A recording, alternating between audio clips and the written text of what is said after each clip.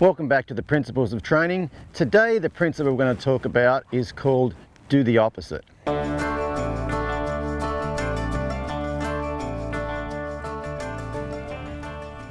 I think the goal of training every horse is to get those horses mentally and physically balanced right there in the middle. But horses don't actually live there in the middle, they live off to one side or the other of the middle.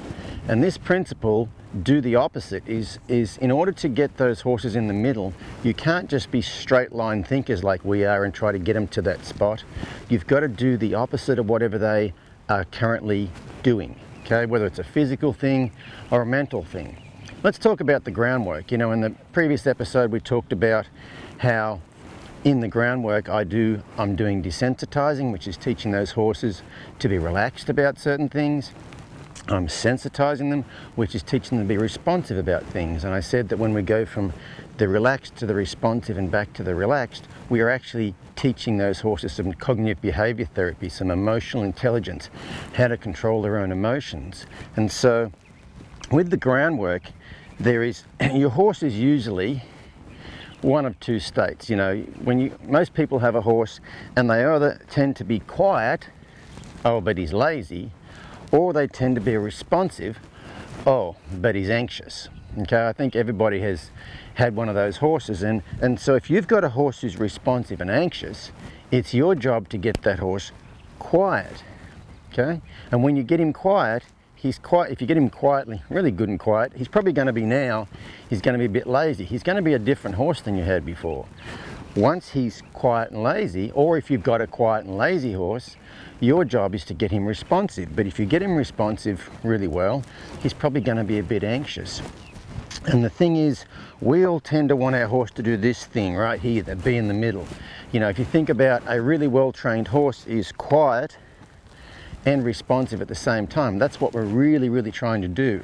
You know, the famous Portuguese classical dressage rider, Nuno Oliveira, said, a trained horse, your horse needs to be relaxed yet remain powerful.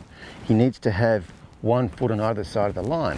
But, you know, they're not born like that, so we have to teach them to do that. So like I said before, if your horse is a quiet, lazy sort of a horse, you have to get him responsive. But when you get him responsive, he's going to be anxious.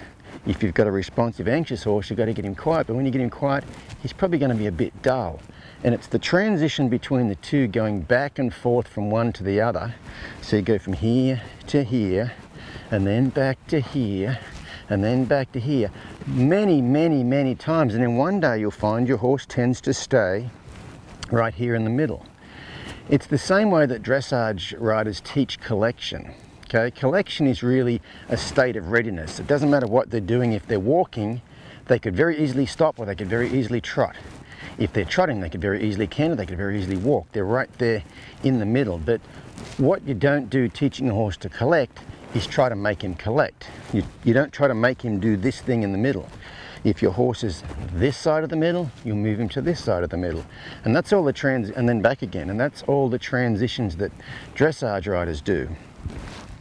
They go from walk to trot. And when the horse is walking, he's not really ready to trot. And you may have to ask him to trot. Come on, get up, oh, now we're trotting. And when he's trotting, he's probably not really that ready to walk. And when you get him to walk, slow down, oh, now he's walking, but now he's not ready to trot.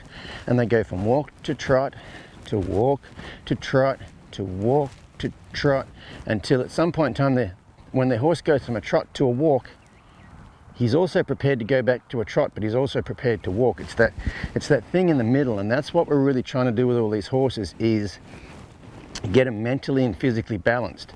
But the key to that, once again, is do the opposite.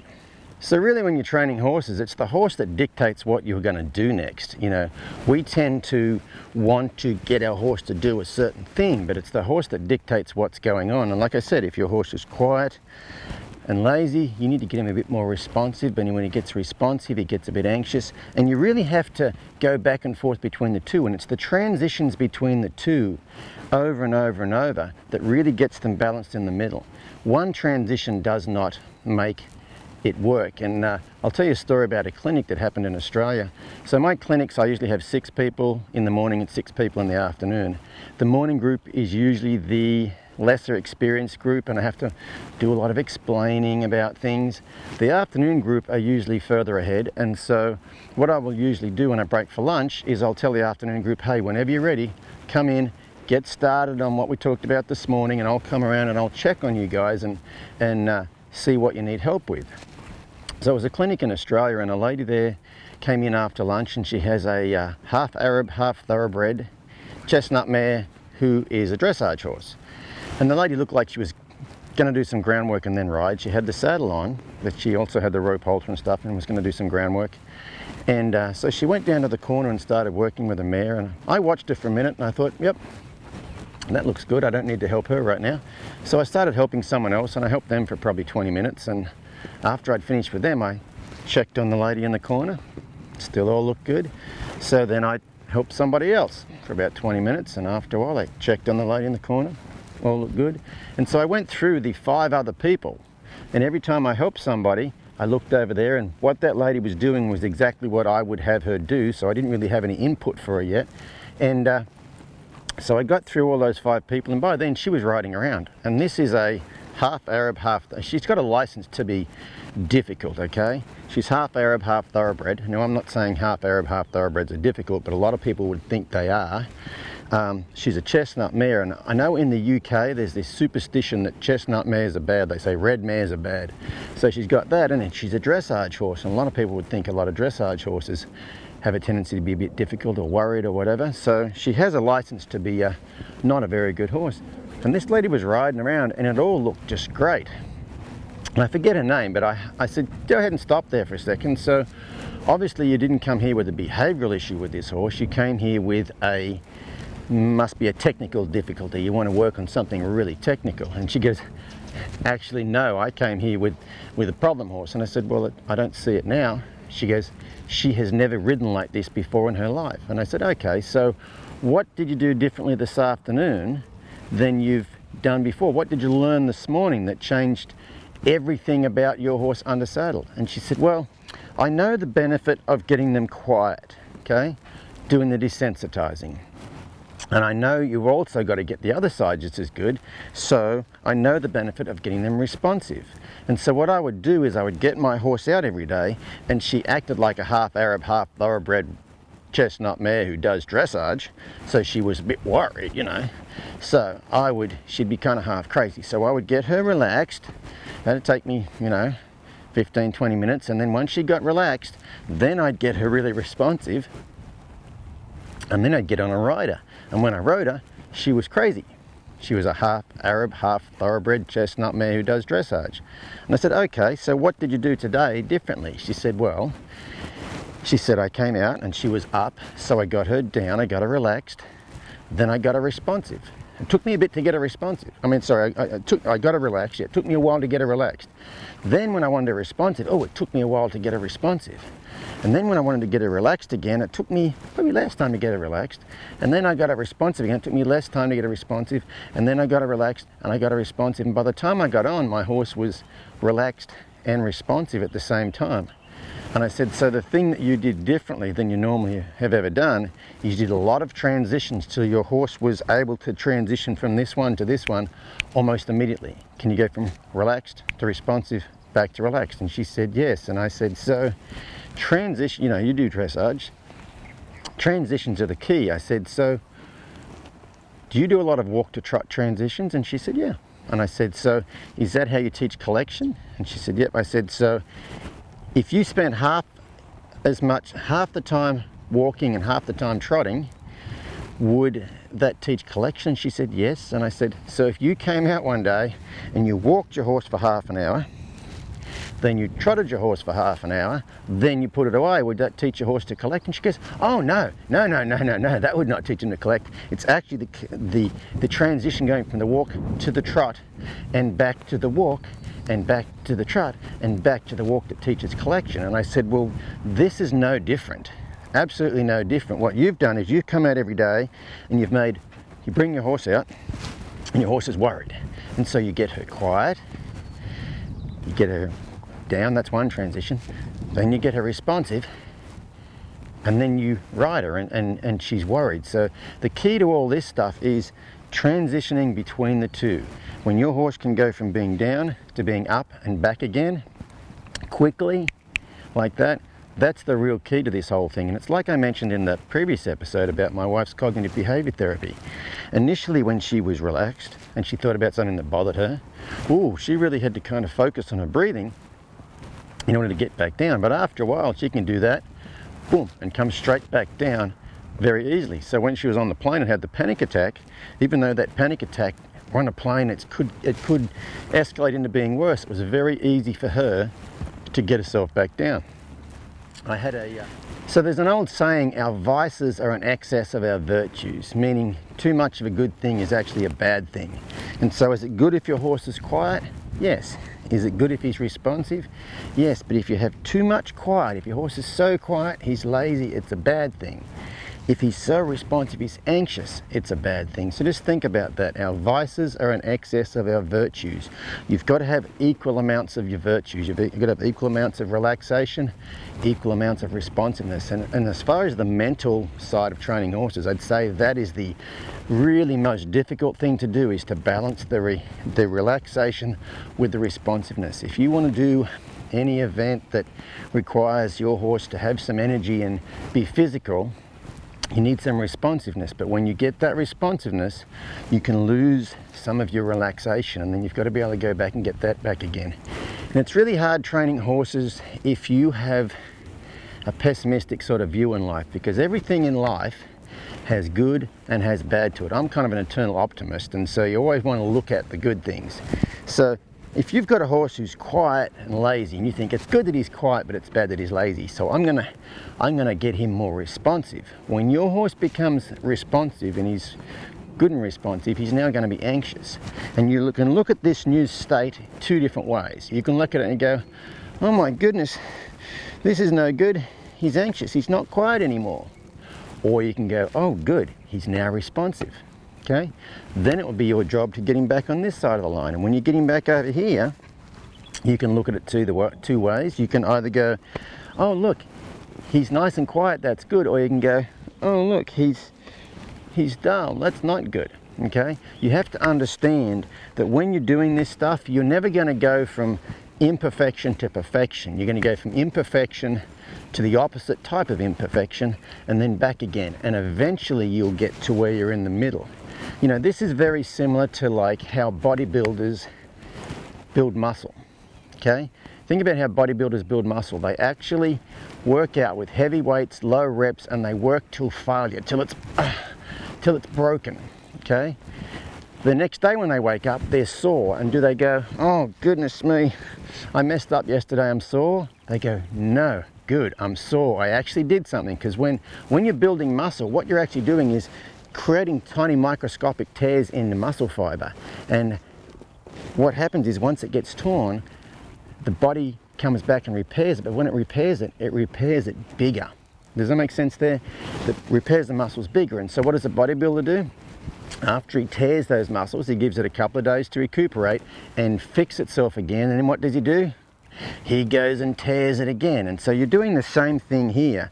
If your horse is quiet and you get him responsive, you're going to tear your quiet up. Your quiet's not going to be good anymore. Okay, but you've got to get rid of that. You've got to get out of that quiet zone to get your horse responsive. But once you've torn that quiet up, then you've got to go back and you've got to give it 2 days in bodybuilding terms to get fixed again. But then what are you got to do?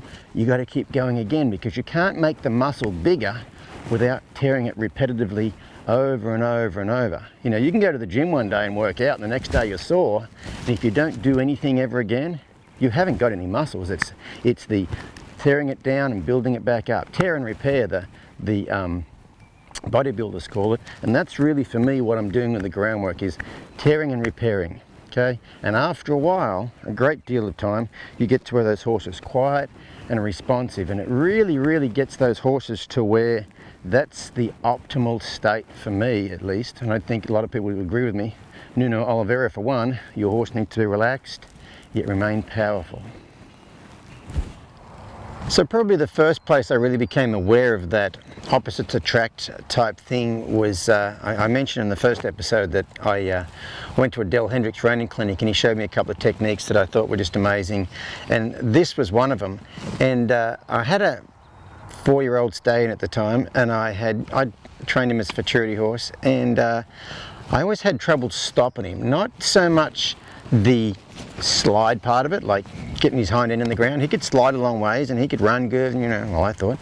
And but he was really stiff in his front end. His head was up in the air and his front feet was stiff, and you know, as you can see here, it looks pretty darn ugly. And that was kind of how he stopped all the time. And I said to Dale at the clinic, you know, I want to work on fixing that. He goes, oh, okay.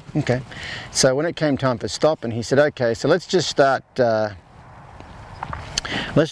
fencing him. And so, you know, as you know, when you're fencing, you're going to start at one end and lope off to the other end. So I start at one end of the ring and I loped off, and as I loped off, he's loping nice and straight, and Del yells out, put your hand down. And I'm like, what? He goes, put your hand down. I'm like, what do you mean put my hand down? He goes, look at your hand. And my hand was 1.5 inches over to the left of his mane. He said, put your hand in the middle. And as soon as I put my hand in the middle, he leant off to the right. And when he leant off over there to the right, he kind of went all the way over to the corner. And I said, whoa, that's interesting. And Del said, okay, so here's what you're going to do. Come back over to the middle. So we started again, and I loped off, and without even thinking about it, my hand was over here again. And Del said, put your hand down. And I put my hand down. And when I did, he leant off to the right. And so Del said, just steer him off to the left, to the opposite, you know, basically the opposite side of where you were where he's now pointing to. You were pointing to the middle. You know, if you're pointing towards 12 o'clock and he veers off towards 2 o'clock, steer him towards 10 o'clock. Okay, so I did that, and we did it again and again and again, and finally after 10, 15 minutes or so, we could get him, probably 10 minutes, we could get him to lope slow speed in a straight line. Okay, I would lope off, leave my hand down in the middle, and he would just go lope-de-lope-de-lope-de-lope-de-lope all the way down to the fence and stop there. And so we sat there a bit, and then Del said, okay, so now it's time, I want you to build a little bit of speed, so kind of go medium speed. So, okay, I'm good with that. So I lope off, and as soon as I lope off and start going medium speed, Del yells out, put your hand down. And I looked down, and my hand was no longer here. It was over there. Now, the reins were loose like this, but my hand was over there. And I put my hand down. What did he do? He leant off to the right. When he leant off to the right, I steered him off to the left again. And so we did that for, I don't know, probably another 10 minutes. And then finally he's running at medium speed, and when I lope off at medium speed, he just lopes and he goes run, run, run, run, run, run, run, run, run. It all looks good. Del says, okay, now it's time to run him a bit faster, so I want you to build up and build some speed. I'm like, okay. So I lope off, and as soon as I lope off, Del yells out, put your hand down. I'm like, I put my hand down, and what does that horse do? He veers off to the right, and I have to steer him back off to the left again. And we do that for probably another 10 minutes, and maybe 10 or 15 minutes, because there's quite a bit of sitting involved in fencing. And so finally I get to where he can run strong and run straight both at the same time. Okay, he runs down there really straight, and he can run with quite a bit of speed. And so it's probably been half an hour, 45 minutes now, and Del says, okay, now what I want you to do is I want you to run in there and stop him. Say the word whoa. And I'm thinking, okay, Del, now you get to see what my problem is. Now you can, I didn't say it, but I'm thinking, now you can show me how to fix this stuff, because like he sticks his head in the air and braces his feet. We're going to have to do some things to this horse to fix his head and his feet. So I do what Del says, and I put my hand in the middle and I lope off and I run down there and I go run, run, run, run, run, run, run, run, whoa. And he goes and sticks his head down and pedals his front feet, drags his ass like he's never done in his entire life. And what happened was he wasn't balanced. He wasn't in the middle. He didn't have his shoulders up. When he runs normally, he runs with he leans a bit to the right. But I had him broke enough to where I could hold him up by moving my hand to about there. But that doesn't mean he was still leaning, even though I'm not pulling on that rein, he was still leaning on that. His body he wasn't rocked back and his hocks driving forward. He was kind of running a little bit like that. And so of course when I'd say, well, first thing is that his front feet would hit and he would brace up. And you know, that was about the time I realized, you know, up until that point in time, I didn't think I was a good enough horse trainer to train a horse to stop like those guys, the other guys, the guys that can really get their horse to stop and do all that sort of stuff, you know. I didn't think I could teach a horse to stop well enough to do that. And that day I realized I taught my horse to stop perfectly well enough to do that, but I just hadn't got him to run straight. And so sometimes it's the little things that make the hugest difference. But that story there is probably that's the first time I really started seeing that, you know, you let them make a mistake and you overcorrect them in the opposite direction. So hopefully this episode has helped you understand the principle of training that I call do the opposite. Next time on the principles of training, we'll have a look at the principle again of do the opposite, but I'll show you a lot more practical examples with horses both on the ground and on the saddle. So don't forget to join us next time on the principles of training.